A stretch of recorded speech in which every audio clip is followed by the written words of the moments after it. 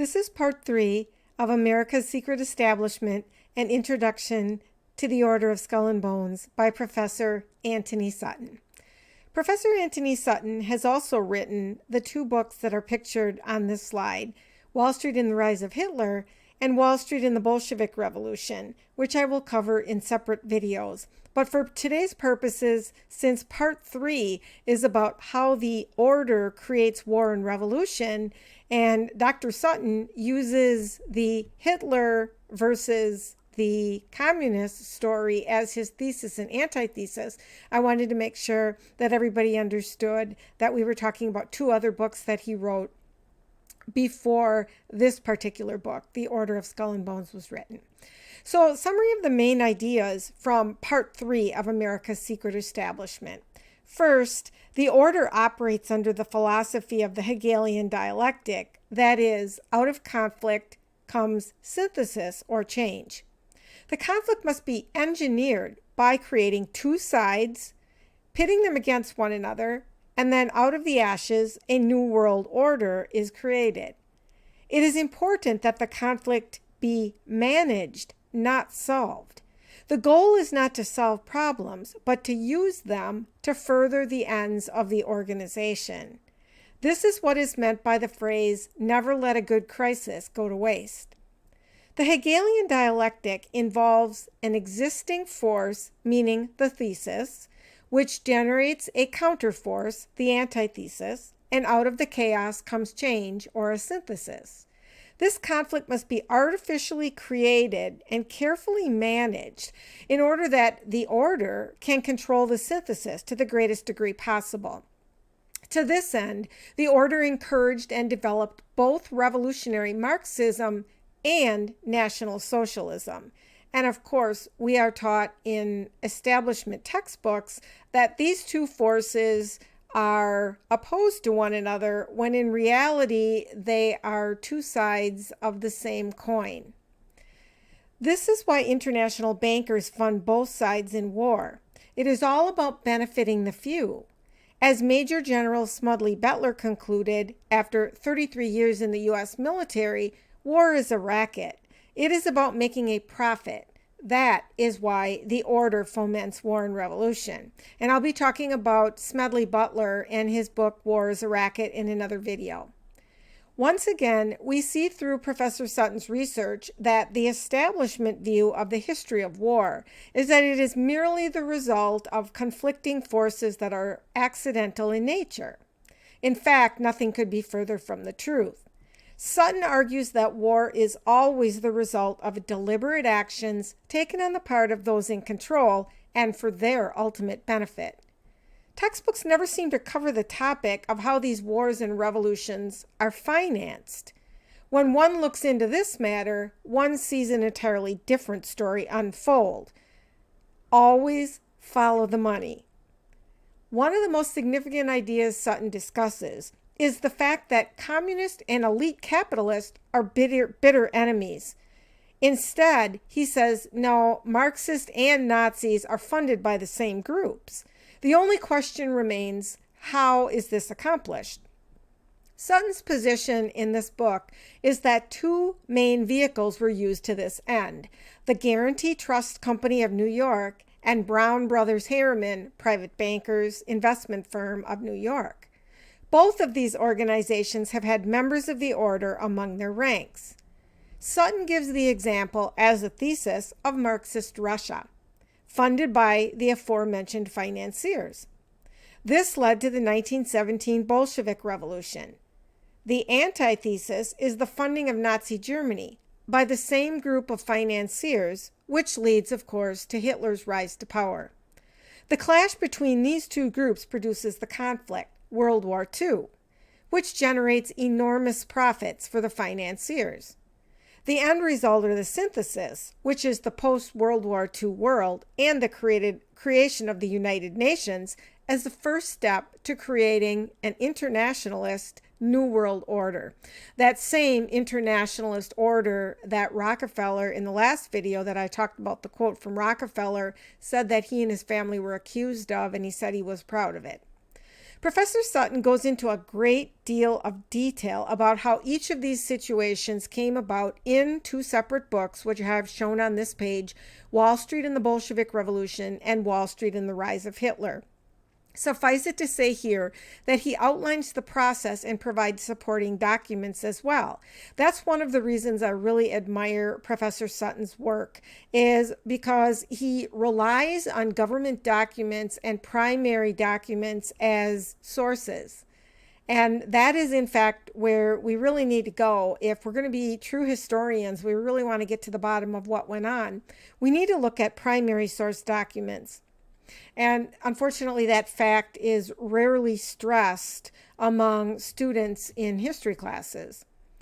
The steps Sutton outlines in the process of the creation of the thesis, which was the Soviet Union, was the following. And he goes into great detail about each one of these. So if you're interested, you can get the book. You can even download this book from archive.org and read it. But I'm just going to go through the steps that he notes in this book about how that was accomplished. So first, the order pushes for assistance to the Soviet army.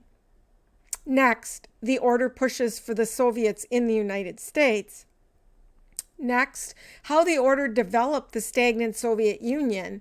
Dr. Sutton has written another book called National Suicide, which I will also talk about. And in that book, he proves that, in fact, without the funding and technology of the West, the Soviet Union would have floundered and never would have become any kind of a power at all. The next step is the order is too powerful for the State Department to investigate. The order makes its own law. The order controls important law firms like Sullivan and Cromwell. And he also talks about what the politicians told American citizens, which of course is anything but the truth.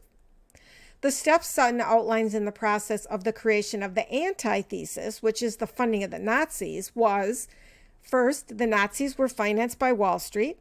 And there are a few other books that Sutton mentions that are also important to read, and they are Hitler's Secret Backers and I Paid Hitler.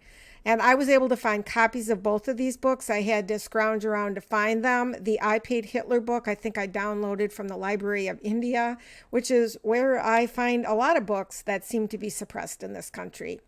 They're both relatively short books and very interesting to read. His next point is, who is Fritz Thyssen? And Fritz Thyssen is the one that is the character in the I Paid Hitler. He was an industrialist financier that backed Hitler with money from his industrial corporations. The Union banking connection, and that's a whole nother matter in itself, because the Union banking connection is also connected to the Bushes. And that goes way, way back. And that's, again, a topic for another day.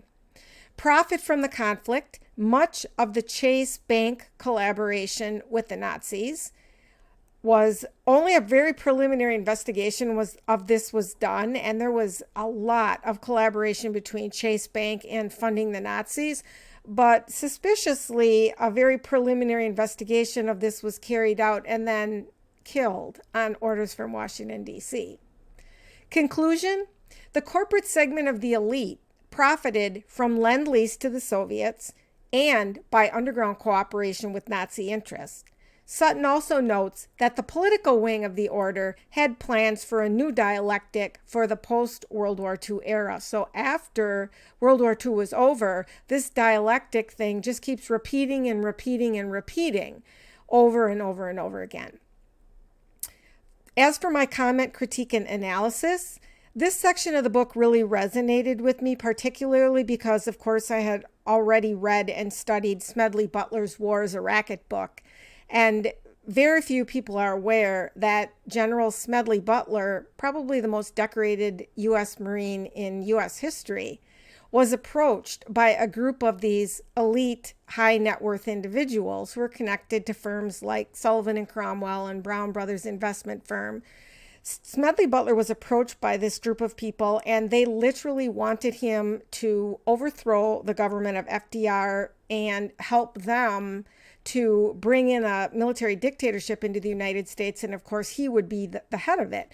And because he was so well liked, they thought that they were going to get him to agree to this. Smedley Butler did not agree to it. Instead, he went to Congress and he blew the whistle. And there's a book called The Plot to Overthrow the White House. And it's all about what happened with Smedley Butler. And so again, you might be asking questions about why have I never heard of Smedley Butler? Well, because Smedley Butler, in his book, War is a Racket, lays it all out, just how war is a racket and what it's really all about, to profit the international financiers. So when looking for an explanation why wars and conflicts happen, I now always ask myself, who benefits? Because we know it's not the average American person or the soldier that's being told you have to go over and fight the Nazis, when in fact, after the war was over, before it was even over, the OSS was already orchestrating the bringing of Nazi scientists to the United States under Operation Paperclip. So the average American is told, go fight the Nazis. And then on the other hand, these valuable scientists like Wernher von Braun are being recruited to come to the United States and build NASA. So I've come to the conclusion that is definitely not the common person that benefits. The common person is just lied to and not told the truth about who's really funding these conflicts and why they're really being fought. For example, take World War II. The American people were told we had to go to war against fascism, and millions gave their lives to this end. But after the war, even the most ruthless Nazis, who should have been punished for war crimes, were helped to escape through the auspices of the OSS, which was the forerunner to the CIA, and also the Vatican. Why? Because the Germans were way ahead of the United States in their rocket technology, and it was feared that the Soviets would get this access to these scientists first. So then Operation Paperclip was born to whitewash the backgrounds of these people and bring them into the U.S. so they could, among other things, build NASA. That, of course, is a topic for a different video. But it proves that in the eyes of the elite, it was not about fighting Nazism. It was about profit and benefit for the very few. This is the same reason wars are fought to this day, for the expansion of empire and for profit, for the military-industrial complex that President Eisenhower warned about when he was going out of office. Sutton was correct. If there is not an enemy to fight, the elites will create one. All the wars fought since World War II have been unconstitutional exercises, because according to the Constitution, only both houses of Congress can declare war. And the only declared war, the last declared war we had was World War II. Every other war and conflict we've had since then was unconstitutional. So once again, the Constitution is cast aside in favor of the power elites who have money, wealth, and influence, looking out for their best interests, like, of course, members of the Skull and Bones organization. Both Presidents Bush 1 and 2 got us into unconstitutional wars, and both were members of this secret society. Both were also connected to the banking cartels, as Professor Sutton proves in his other books, Wall Street and the Bolshevik Revolution, Wall Street and the Rise of Hitler, and also the National Suicide book. We, the people, always find ourselves on the losing end of the stick, paying the taxes so that the wars can continue. And last of all, questions to think about. How have the press and media been complicit in the fomenting of war and revolution and in the covering up of the real truth about who dictates this nation's foreign policy? Second, how long before the empire of the United States, with its 800 plus military bases around the world and doctrines like preemptive war, fails? And finally, why aren't we teaching the truth about who really funds wars and conflict around the world in our schools and institutions? And why is the work of somebody like Professor Antony Sutton suppressed and hardly known at all? That's all for today.